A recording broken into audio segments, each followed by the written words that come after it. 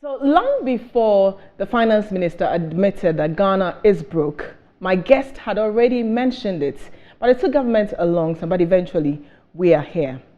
Now, what exactly is Ghana not doing right? And if you listen to the president interview on the BBC, he said mobile money is now the emerging biggest economy and that he's not taxing an impoverished people, he's taxing an industry. Did he get it wrong? What is Ghana doing wrong?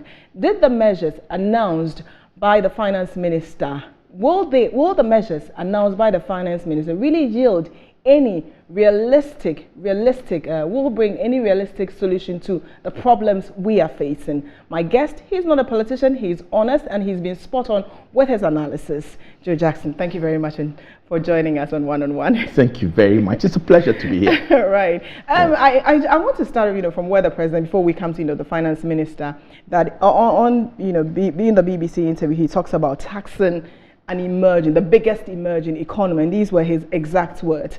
Did he get it right in saying that he's taxing the biggest economy, and was the anchor wrong in saying that, look, you're taxing an already impoverished people? To be honest with you, it's a tough one. Huh? Right. It's a tough one because, for better or for worse, there is an emerging economy that is digital, that has its transactions mainly informal, right, and the transactions are growing and are outside the view of the tax system. In that sense, it is okay. It is actually maybe good to say, let's find a way of dragging this burgeoning digital payments, which is growing, which has overtaken the traditional banking systems, okay, and let us find a way of bringing them into the tax net. Because for better or for worse, whether you're on Momo or not, you're a Ghanaian. And one of the things we've been complaining about is that large sectors of this economy don't pay taxes, and we need to pay more tax. In that sense, he's right. But the E-levy is painful. The E-levy is bitter. The E-levy taxes us in a way in which we find particularly repulsive. Right?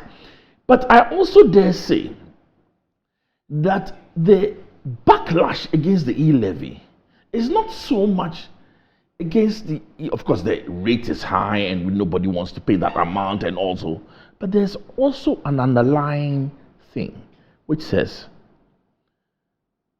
you levying me with E-levy, you're not sharing in the pain. And if we are truly in pain, then you should share in the pain. So when somebody says you are taxing an already impoverished people, that's strictly not right. But the context is that the people are saying, but you're not sharing in the pain. You're not part of my problems. By that, is it a picture of how government spends money, or how government is living? Exactly. It's the perception of how government spends money. It's the perception of people driving around with 4x4s with horns, sirens blaring. Fueled by the Ghanaian. Pardon? Fueled by the Ghanaian. Fueled by the Ghanaian. And you see, there are little things but big things. If I'm in traffic and I have to move aside for somebody to come and pass, seemingly with nothing but maybe just going home or going to the office, and they're not taking part in the traffic, and then blaring his sirens, and I think this man or this lady or whoever it is doesn't share in my pain. He doesn't pay almost 10 cedis a liter because he gets fuel. He doesn't understand because his vehicles are fixed by the government, and he drives a 4x4. One said, I drive a saloon, so he doesn't feel the potholes. And I even dare say that this issue of the president traveling in a jet, private jets, yes, is a particularly emotive one, because right, all the perception is that he's in luxury and we are in penury. Now that for me, that is the biggest issue with the E-levy.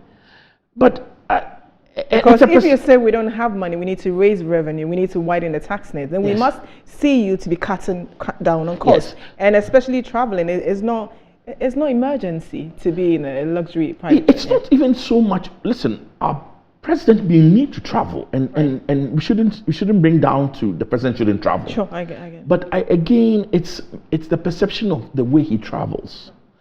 Is he cutting his coat to fit our size as a country? And those are the issues, and those are real issues we should deal with. I have always advocated for the E-levy, right? And my advocacy for the E-levy hasn't changed. Even though sometimes I get egg on my face because the reaction to the E-levy is visceral, and they will tell you, everybody tells you, but how can you be advocating for more money when this person is doing this and is doing that and is doing this and is doing that? My simple response is that as much as those things matter and perception matters, those things are small drops in our bigger problem. Right. And our bigger problem may need to use the E-levy as just one of the tools, not all the tools, just one of the tools we need to get out of the state we are in, which is that we are broke. Okay. And when you know the question is posed, not just to president, but even anyone in government, they tell you that look at what is happening globally, that COVID has caused it. We're doing fine until COVID. And now they say the war that started on the 24th of February. Then they say, look at Britain, Britain. The living standards have dropped since over 30 years now. Is it fair to compare Ghana to Britain in the first place?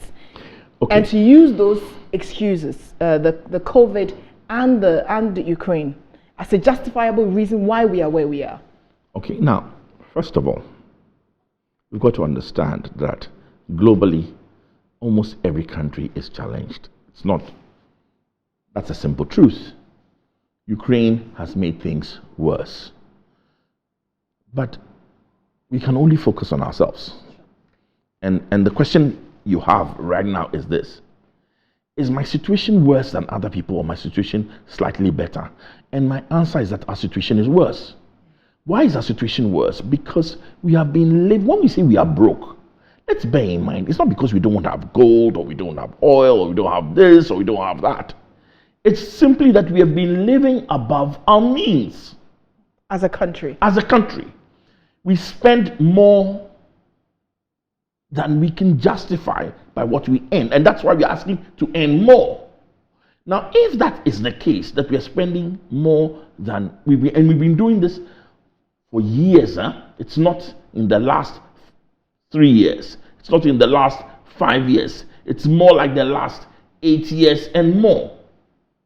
And we've been doing this, and each year it actually gets worse. Then we're saying that even though everybody has a problem, because we were already heading in the wrong direction, our problems are worse. Think about it. This is a country where we have so many millions of unemployed people. There are lots of people unemployed. Lots of people who are underemployed, in addition to those who are unemployed. Yes. Now, when you layer that on, then maybe everybody else is having a problem. But Ghana's problem is worse because the coffers are empty. And because the coffers are empty, our ability to maneuver in the face of all these global challenges is much less. And so what you see, the difficulty we have is that the president, he's very right when he says there are global challenges. Everywhere there's challenges. There's inflation in the UK, there's inflation in the US, there's inflation in China. There's inflation everywhere we look. Okay. But in Ghana, the effect of that, when our lives were already tough, it feels much tougher. And when you layer on the perception that the people at the top are not sharing in our pain, then we have a problem. So should we be focusing on those indices, say inflationary figures? It's like there's our CD is like that. Is that where we should be? Where should our focus be in order that we're out of this? Can we ever even be out of this? Yes, we can. Listen, our problems are easily fixed. Our problems are easily fixed. Listen, anybody who tells you Ghana is in such a position as we're going to go down, well, if we continue the way we are, then we have a problem, but our problems are fixed. Why do you say our problem? How can our problems be fixed? It's very simple. Sure. We've lived above our means for some time. Mm-hmm. So what do? We get back to the point where we start to cut our coat according to our size. Or cut your cloth, what did they say? Cut your dress according to your style, whatever it is. Yeah. But remember, what triggered the last round of really dire predictions? What triggered it? It was when in January, the rating agencies who look at us independently, without any sentiment, without any patriotism, and just look at your books are. I mean, like how your books looks like. So he comes in, he looks at your books, he asks you a few questions, you answer the questions, and he said, where Ghana is going is not good. So let's downgrade them. If they come to ask for more money, maybe you shouldn't be as quick to give them, or if you're giving them, you should extract a premium because their books are not good.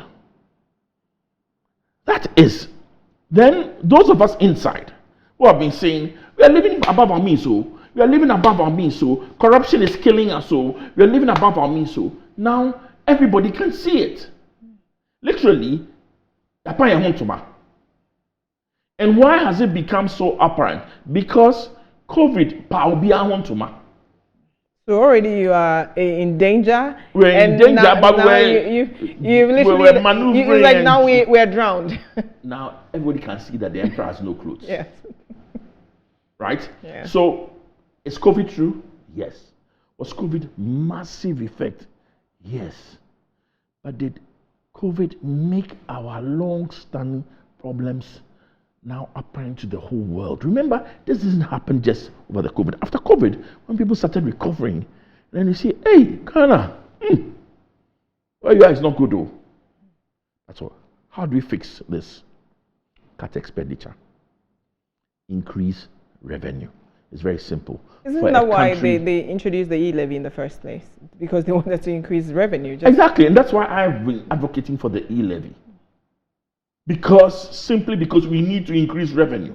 Well, my question is, can government afford not to live above its means? At this moment, we need to continue to borrow. We cannot, if we stop borrowing, we will crash.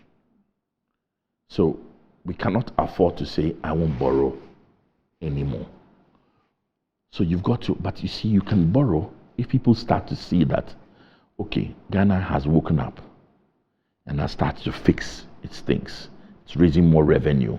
It's cutting down expenditure. And it's doing things that will now everybody, those who lend to you, because remember, those who lend to us are primarily from the outside.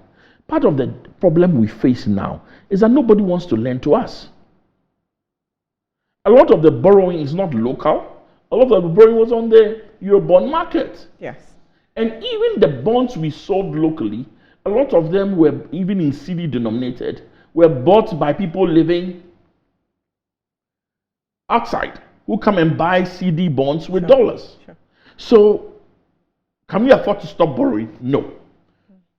We are now at the stage where you pay your salaries. You pay the interest on your debt, and your money is finished. So we're not even paying our debts. The money was to service the interest on our debts. Thank you. The way we pay our debts is that we borrow more to refinance our debt. Right? So, let me assure you, we can't stop borrowing. But what we can do as a country is to show that we are serious about cutting expenditure. We are serious about increasing revenue. Then those who lend to us say, oh, Ghana is on the right path, so we can give them a little bit more money. Okay. So when you mentioned, go ahead. Okay, no, go ahead. So I wanted to ask about we picked data from, was it Refinitiv, and they were saying that, 2026, $1 billion Eurobond is currently trading, below par at 79.25%, and it's expected to yield more than 18%. What does this mean? Okay, here's what happens. When you go and sell a bond, you go to the market and you say, hello, I'm going to sell you an instrument. Give me $100 if you like, and every year I'll give you $15, right? And at the end of 5 years, I'll give you back your $100, something like that. But when you buy it, you have to wait till the 5 years are up. You cannot come back to me and ask me for money, the $100, any time in between. So what really happens is that when somebody who bought that paper a year, 2 years down the line says, I don't want to hold Ghana paper anymore, or I need money, I need my $100 back, you can only go and sell to somebody else. You understand? Sure. You can only go and sell it to somebody else. You can't sell it to, you can't come to Ghana and say, give me my money. It's not like you put the money in the bank. You bought a bond. So how the money is selling, that $100 is selling. So today, if you bought that $100 5 years ago, and you go to the market, maybe somebody will only offer you, according to what you're quoting, sure, $87. Then you have lost money. You may have made some interest, but you have also lost money because you paid $100 and now trading below par, below the value, which means that the market sentiment is that you don't have the ability. No, and the finance minister keeps talking about the credit ratings, yes, and how, and he seemed to have an issue with our ratings, that it's not really the reality. It's because we keep talking bad about it. You're an expert in this industry. Is it really our words that is hurting the economy, or that we're really in deep trouble and the books don't support? It's not because people are saying we wouldn't pay the E-levy or because things are bad and they're complaining about it. Well, listen, you can't blame the messenger. I make it a principle to really look at the budget and look at it clearly, right? But I doubt whether I'm even half as good as those who are buying Ghana's debt and rating us. There are some pretty sharp people who are analyzing those numbers. The numbers tell a story. When in 2021, by your numbers, you add salaries and interest, and it's more than all the revenue you earned. It's not just me saying so. Everybody who takes your budget and analyzes it can see it. Yeah. So, on one hand, yes, it's important for us to take a positive look at what is happening. But the reality is the reality. Is it not real that when you go to the pump, you pay 9 cedis plus for a liter of fuel? Yeah. Is it not the reality that tomatoes cost more now, even when you adjust for seasonal variations, they cost more than they cost before? Right. Is it not a reality that people are out of jobs? Is this data exclusive to us? No. So when the rating agencies say something, they also see the numbers like we do. In fact, there is even a school of thought that in view of all our difficulties, we are not, because sometimes the issues to do with finance and economics can sound complicated and opaque. Sometimes we're not even as aware of the challenges that we have, or just how bad things or how are bad things because of are. how it is framed. Also, I do agree with one thing, that on the other side of the divide, sometimes the voices are strident, and the opposition is not factual about how. Sometimes they're not factual about how they present things, so they make things look a lot worse. On the other side, they try to make things a lot better. But the truth of the matter is, those who rate us, they know the numbers, and the numbers don't tell a good story.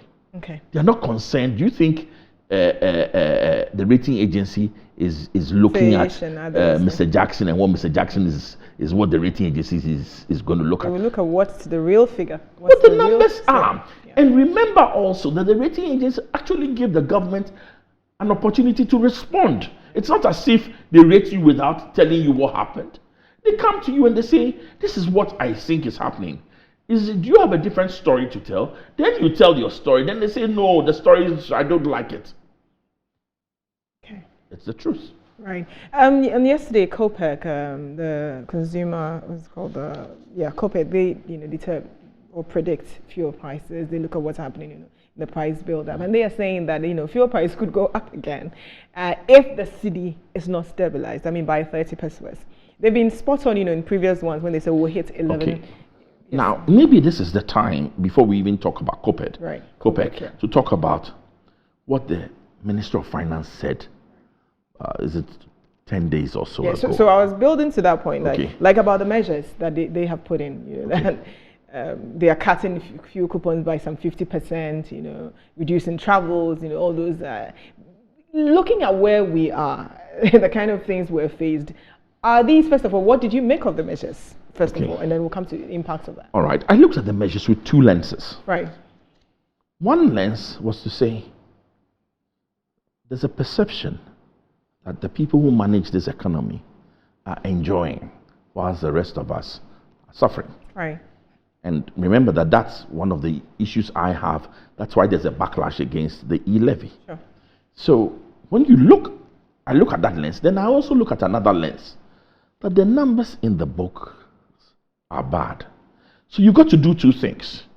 You got to start fixing the numbers in the books, and you got to start fixing the perception. The perception is for Ghanaians to back you and follow you and take on your leadership.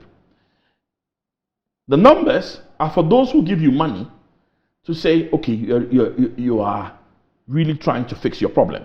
Now let's look at it. On one hand, where the perception is concerned, things look good. Salaries are being cut by some 30%. Yes. Discretionary expenditure is being cut. But I'm coming. Right. Fuel is being cut. Right. Travel is being cut. On that score, you're looking good. But there's a number that should worry all of us, which is that when you put all these measures, including a renegotiation of our debt, of the money we will pay the power companies on your take or pay issue, and that alone is 1.5 billion estimated savings. Everything adds up to 3.5 billion. Sounds, but there's a problem. You issued a budget at the beginning of the year, which says you are planning to spend 100.5 billion, and that you're going to have a deficit of some 37 billion. So even with your best estimates, you are not going to raise revenue up to 60 something billion, and that included E-levy and etc. And that you're going to be having a deficit of 37 billion. We now find out that all these measures put together that the Minister of Finance announced, in his own statement, said the total reduction will be 3.5 billion. Really? Yeah. That's a total of 3.5 reduction in our expenditure. Is that enough? I see you shaking your head. No, I mean, no. At all. It's not. Yeah. So and here's my problem. We have some sacred cows. Some projects that we consider, you know what a sacred cow is? The Indians consider cow sacred. So even if a cow is passing, you don't touch it. Don't touch it. So there are some things that, yes. So this is a sacred cow. What does this mean that it's a sacred cow? We say we won't touch free SHS. Yeah. We won't touch Planting for food and jobs. We won't touch one district, one factory. Those ones, planting for food and jobs and one district, one factory, are not my biggest problems. My biggest problems are free SHS and then the You Start. Oh, yes. You Start and all. Those are consumption programs. And those ones, the return on investment, we can argue ourselves to death. They may be good long term, but can we sustain, can we afford it in this present circumstances where COVID and Ukraine have made money so tight for Ghana? You see, I'm saying that maybe 5 years ago, we all wanted FSHS. But today, as we sit, with COVID, with Ukraine, and with all our successive living above our means, is this the right thing to do? So that we can only cut 3.5% of the budget and still keep the deficit the same? No. Can't afford to do that. So, in the sense, so you got to look at his statement and say, in terms of perception, that was great. In terms of the real numbers, there's still a lot more to be done, right? And we have to do E-levy. We don't have much of a choice, but we also have to cut some of the sacred cows. And you heard the finance minister in his own words. Exactly, he said they he won't said touch. they will not touch But any of them. that was 16. That was the political part speaking, and not. But then there are lots of political decisions that have hurt this economy. It's politics that's killing us. Then this is a time for consensus. The two parties together. A time for leadership. A time for the man or the men of the moment who will stand up to be counted, who will say, we are going to fix Ghana. But we have even more division than ever. We have even more partisanship than ever. The rules are clear, what we have to do. They're not that complicated. There are one or two other considerations that maybe we've simplified here. But the rules are clear. Why are we still fighting? Why is there such a lack of consensus? Why is there so much infighting and partisanship? Why is it that we can't accept how dire the situation is and do what we have to do to cut consumption? Because on one hand, everybody knows that the political cost of cutting consumption will be high. So they don't want to do it. And yes, like you said, the political cost, it's because politicians of this country have also fed the electorate or the voters, to believe that regardless of what you see or what your book says, we still have a certain haven. We still can do this for you. It's why government cannot even reduce fuel by, say, 1 cedi, because, like you said, they need the money. They can't cut. So they need the money, and so they can do a bit of politics and reduce it by 15 pesos. So is the Ghanaian also ready to face the reality? No. Ghanaians think we can do this without pain. Ghanaians think that we can get out of this situation and things can go back to normal. I'm sorry. I'm just completely sorry. We've done this wrong for a long time, and we cannot fix it without pain. We cannot fix, and that's the first level of pain you're seeing is your E-levy. right? And you know what? If we don't sit down and fix it, the pain will get worse. You see, like it's off-coated. The fundamentals will expose you. Right? The goods we want to have, the things we want to do, they are not manufactured here. If we don't fix ourselves, the CD will take a tumble, and an even bigger tumble. If we don't fix ourselves, inflation will get worse. Right? If we don't fix ourselves, we can't borrow. And if we can't borrow, we will crash. Okay. So those are the issues. Okay, so you mentioned an important point about, we all know that we're a heavily import-dependent country or economy. And yet the President's State of the Nation address, he mentioned that 278 factories, right? From the one district, one factory. And he says 106 are operationalized. And I'm wondering, if we have 106 factories, how many people have they employed? I mean, what's the reality of the statement he made? Are they really factories that are employing people, or they are just political factories where it's a factory that's there, they are not employing new people, but we just slap something on it and call it one district? Because what's the reality of the statement? The truth of the matter is that this one district, one factory issue is very opaque to some of us. Right. How many of the factories were there and were rejuvenated? To some extent, if you rejuvenate a factory, you should claim some credit. But how many of them how many new jobs have been added? We keep counting. That's the point. We keep counting when we count planting for food and jobs, we keep counting old jobs and add them to the new jobs under the program. But really, what we should be asking our leaders, tell us how many new jobs have been created under planting for food and jobs. How many people were completely jobless that are now employed?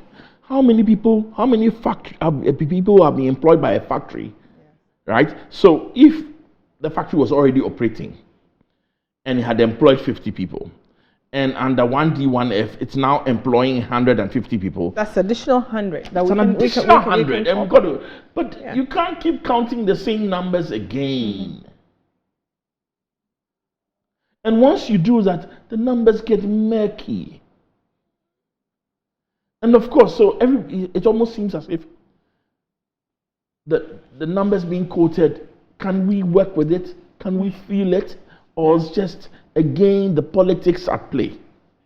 Because I'm thinking, I'm looking at the numbers here. If it's 270 that you're saying that so far you have built, and that 106 are operational. I mean, if you're averaging, if it's even, let's even assume 100, you would say, okay, you have an additional, it's 100 times 1,000, that's 100,000 jobs. Correct? From factories alone, which means we might not even need the U-Star to begin with. So then there's a lie in the number being put out by the government, or it's just all jobs. A half-truth. A half-truth. I remember that even after the State of the Nation address, there was a huge debate about roads. Yes. And the Minister of Roads had put out a number. The president put out a number. Over 10,000. And there was a huge debate that we couldn't have created. We don't know whether they were counting old roads, they were counting new roads, were these completely new roads, or include roads that were resurfaced or patched. We haven't answered those questions. But you see, I will tell you that those are the political things. Those are what take away from. Can any government come in and say, I mean, because for a person watching right now who's been unemployed, whether for 5 years, 4 years, and then they hear these things and see these things, it's kind of heartbreaking, because they are like, where are the jobs? I mean, there are lots of factories, so where are the jobs? How do they build trust then?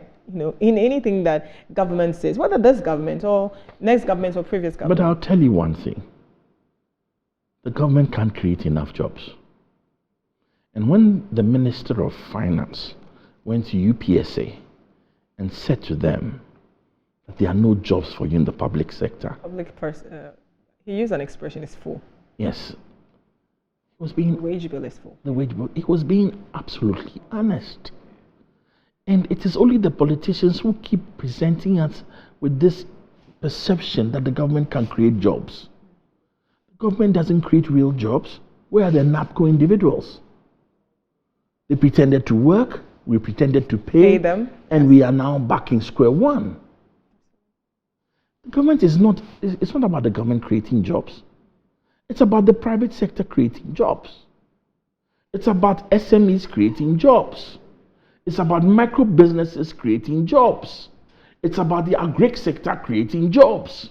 And so anybody who sits there, and that's why fundamentally I'm absolutely opposed to a lot of government funded. I'm absolutely opposed to NAPCO and the like schemes. It is the private sector that will create jobs. Okay. It is the private sector that will move us forward. Okay. We'll take a break here, and when we come back, we'll still go back to the issue of E-levy, the panic withdrawals, government targets of 6.9 billion CDs. Will they reach with the kind of opposition anger that has followed the passage of the E-levy? Please stay with us. We'll be right back.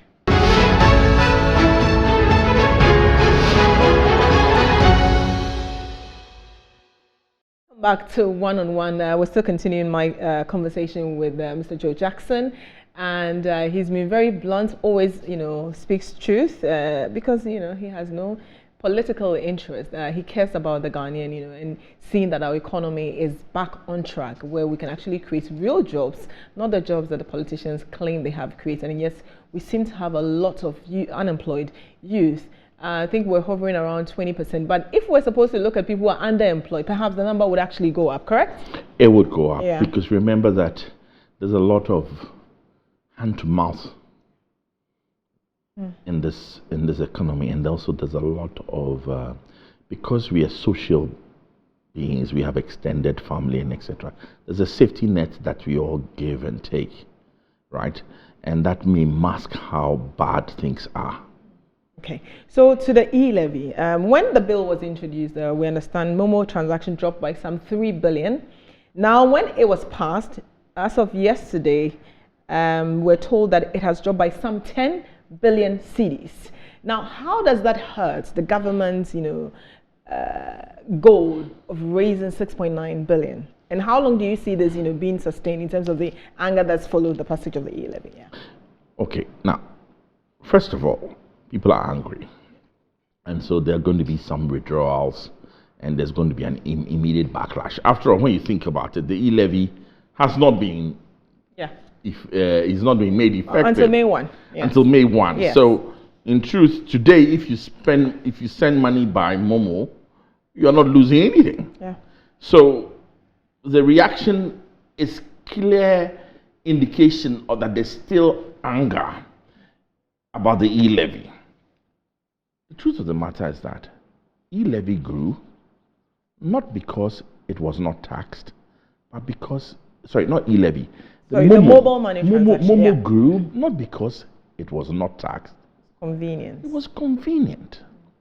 And when we get over our anger, and the question is, will you get over our anger in a month, 2 months? Remember that this anger is going to get worse when it's actually implemented.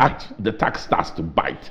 So expect our anger to go over a little bit more than just. In fact, this month it's just the effect. Today is 6th April, so we're recording on 6th of April. Yes, April is going to be small compared to what will happen in May. We will get over our anger, and we'll come back to some accommodation that, listen, it is. Momo is convenient. I don't think the government will get what it wants out of it. It won't get, I doubt whether it will get the 6.9 billion. And if you look at what has happened in other jurisdictions where the E-levy has, or some form of it has been introduced, you'll see that none of it got as much as it expected. And in fact, on top of that, in other jurisdictions, it was even reduced to make it worse. So I don't think it will get us where we want, where the government wants to go. But we'll have to get over it. What about the politics of the fuel prices? where they come in, reduce it by 15, and then now COPEC. So back to the issue with the COPEC saying that, look, the reality is that for as long as our city is performing badly, some adjustments would have to be made. Upward adjustments would have to be made. So what about the politics of the?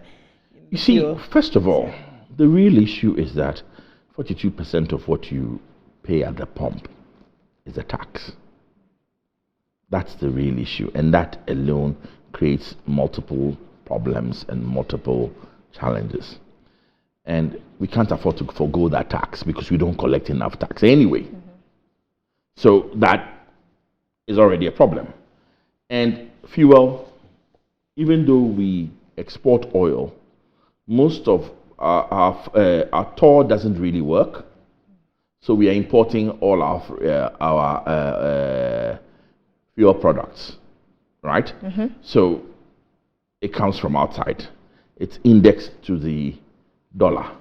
Your CD falls, you are in trouble. On the flip side, let's be fair to the finance minister.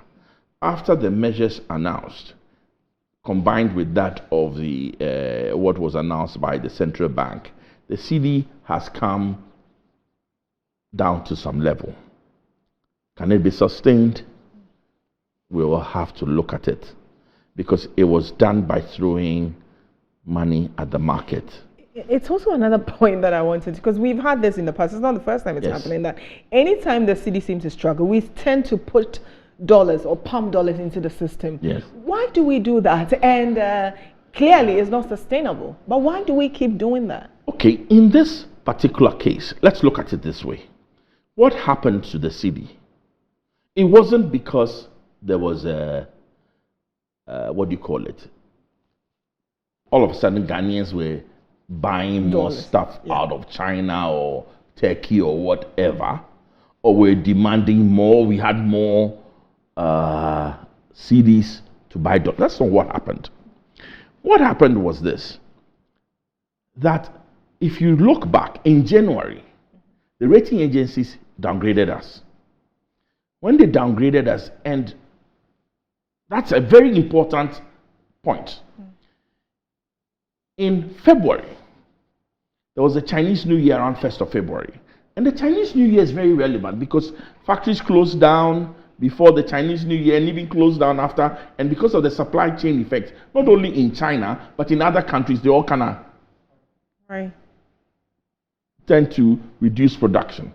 So traditionally, around that point, the city should be at its lowest demand.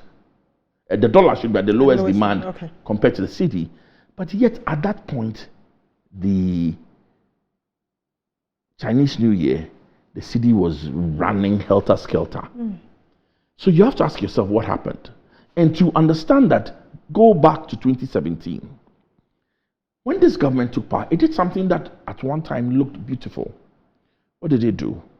It sold CD bonds to foreigners. You remember the Franklin, Templeton, brouhaha, and its related matters.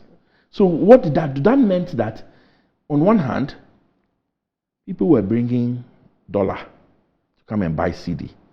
What does it do? It helps stabilize the CD. And that, I'm sure that's where the vice had the confidence to say we've arrested the city. Thank you. And at the same time, because the money was coming from outside, interest rates were also falling. So it looked beautiful. And it worked 4 years. And a lot of what they claim in those periods are true. It did happen. Rates were falling. The CD was stable. Let's not put that aside, except for one thing. COVID happened. After COVID, we also realized that, guys, we are still borrowing, and our revenue is not increasing to match the borrowing, because we are borrowing and we are consuming. We are not borrowing for investment. When you borrow and that can finance its repayment, life is good. When you borrow and it goes away through corruption or through consumption, you are in trouble, because you haven't generated the productivity to repay the loans. So the rating agencies dropped us, downgraded us. So around February, all those who were holding Ghana CD value paper. Shoop. See, CD is not worth it. Drop it. So there was a run on the CD. Right. Because there was a run on the CD started dropping. Then, as locals to seeing the run on the CD, jumped on the bank wagon and started saying, "Hey, if my money was worth $100,000, now it's only worth $15,000. Hey, me too, I want to buy CDs, $1 and hold." So of course, it started fueling itself and it got worse. But essentially, there was a run on the CD. What the government, I presume, is doing is he wants to pump CDs and hope that the run will stop, either because people have now dollars. Pardon? Now, pump dollars. It will pump dollars. Yes. So that the run will stop and things will come to normal. Let's hope and pray. But we've got a lot more to do to keep the CD stable. I dare say that if you cut expenditure more than the 3.5%, there will be a lot more confidence in the CD. Where should they cut it from? Where should they cut expenditure? It's obvious. Free SHS. You start. And all the, listen, even by just saying that SOEs, state-owned enterprises. State-owned enterprises should pay for themselves. And we're not going to fund any of them. And I think some public investors, yes, they were start demand. Oh, you see, the thing is this: there's no one single bullet that's going to fix our problems. We've got to aggressively go on a cost-cutting, expenditure-cutting measure, and a loophole sealing, leakage sealing set of measures. Right. Cut the tax rebates and the loopholes. Some of the loopholes that we are not sealing them is insane. I'll give you one loophole that absolutely must be locked out. Think about it. 42% of your pump price is taxes, isn't it? Yeah. So if a company brings in fuel, and it manages to avoid tax, and it's happening, we should go after the OMCs who land fuel and make sure they cannot run away with the tax. And if they do, we should go after the directors. Do you see that happening? The reality is that, do you see that happening? Listen, I'm ever hopeful. We can do it. And we have to do it. Somebody has to step up as the man of the moment. Somebody has to deal with it. Well, what if they are? Here's the thing. What if they are avoiding the taxes to actually give it to government in another way, through the back door? So it goes to fund party events and party matters. At this moment, I don't know. And I can't say that it's going to government or not. So that's why it's going to the party or not. All I know is that seal that loophole. Seal that loophole. What is the difficulty in getting them? Why is it so difficult? Because we're in this country when reports that fuel has disappeared. This country has a habit of never holding anybody accountable. We live in this country, but we went through the financial sector cleanup. We lost anything from 21 billion to 24 billion. I've heard different estimates. Higher? No, 21 to 24. Okay. Let's stick to the real estimates from people in government. Sure. How many people have been held responsible? How much of the money have we recovered? 21 billion at that time was like 40% of all our tax revenue. Why 40% of the tax revenue? And people are still walking around. And the governor is saying, please help me, let's prosecute them. Why is there no special court? No fast track court? Why is there not a process to get this done so that we can retrieve the revenue? We are now how many years since the first issues. It cannot be right. And the fact that I honestly believe the financial sector cleanup was absolutely necessary. What I'm not happy about is the fact that nobody has been held accountable, and so much of the our amount tax, of money we spent in cleaning up. Was that also like realistic, or it's a bit above our you see, the truth of the weight? matter is this: you may proffer a solution or Y solution, but a lot of the companies were rotten, and there's a huge argument to say, why should the money go to keep a rotten company alive? There was a lot of malfeasance. Let's not gloss over that. There was greed. There was just plain old fraud and other issues involved. Then some of it was negligence. As directors, we thought all we thought was go for a board meeting, have a cup of tea, get some board allowances, and go and sleep. But you in a public, in limited liability companies and financial institutions, you're supposed to do a lot more than that. So what's the issue? The issue is hold people responsible. And the same way we haven't held people responsible for fuel tax that they have avoided, we haven't held people responsible for the financial sector cleanup. If we don't hold people responsible, then our tax money is just leaking away. The SOEs don't even submit returns. Are we holding the heads responsible? And before we go, we're wrapping up, on this conversation, and it's been very enlightening. For instance, if government says, okay, we're cutting salaries by some 30%, right? Coupons by 50%. How do we know that they've done it? Is the question. How do we know what they say they're actually doing? I have to believe. And with salaries, of course, it has to get to the controller and accountant, just so you would know that. How do people, again, faith? The truth of the matter is this: we have to truly believe that the government is worth something. If I have to start wondering whether the government will say I've cut salaries and not cut salaries, or I reduce coupons and not have reduce coupons, my problems are much bigger than this. Right. So I have to believe. What worries me more is take those sacred cows and bring them back to the table, and let's do more about cutting expenditure. Right. Because our situation is not good.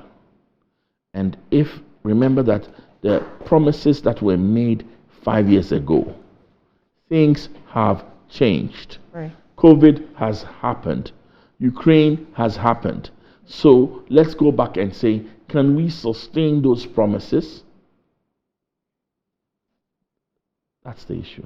Thank you very much for joining us on One-on-One, Mr. Joe Jackson, Director of Business Operations at Daylex Finance. He was brutal, he was honest, and that's what I love about engaging him, because he tells you the truth on how we can fix this country, and he believes that we can fix the country if we stop. Simply put, we stop living above our means. See you next week.